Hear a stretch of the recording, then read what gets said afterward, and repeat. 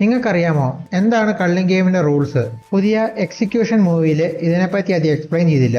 ആ റൂൾസ് ഏതൊക്കെയാണെന്ന് നോക്കാം. ഒന്നാമത്തെ റൂള്, ഒരാൾക്ക് കേസ് ടെക്നിക് അവയ്ക്കണതിന് ശേഷം കള്ളിംഗ് ഗെയിമിന്റെ ഏതെങ്കിലും ബാരിയറിനകത്ത് 19 ദിവസത്തിനുള്ളിൽ അവർ കള്ളിംഗ് ഗെയിമിൽ പാർട്ടിസിപ്പേറ്റ് ചെയ്തിരിക്കണം. രണ്ടാമത്തെ റൂൾ എന്ന് പറയുന്നത്, ആരെങ്കിലും ആദ്യത്തെ റൂള് ബ്രേക്ക് ചെയ്ത് കഴിഞ്ഞാൽ അവർ കേസ് ടെക്നിക് റിമൂവലിന് വിധേയമാണ്. മൂന്നാമത്തെ റൂള്, നോൺ പ്ലേയേഴ്സ് ആയിട്ടുള്ള ആരെങ്കിലും ഇതിന്റെ ബാരിയർ കയറി കഴിയുമ്പോൾ അവർ ഓട്ടോമാറ്റിക് ആയിട്ട് ഒരു പ്ലെയർ ആയി മാറും. നാലാമത്തെ റൂള്, പ്ലേയേഴ്സിന് സ്കോർ കണക്കുകൂട്ടുന്നത് വേറെ പ്ലേയേഴ്സിനെ കൊല്ലുന്നതനുസരിച്ചാണ്. അഞ്ചാമത്തെ റൂള്, ഓരോ പ്ലെയറിന്റെ ജീവനും വില കൊടുക്കുന്നത് ഗെയിം മാസ്റ്റർ ആണ്. ജനറൽ ആയിട്ട് പറയുവാണെങ്കിൽ സോസറേഴ്സിന്റെ ലൈഫിന് 5 പോയിന്റും നോൺ സോസറേഴ്സിന്റെ ലൈഫിന് 1 പോയിന്റുമാണ്.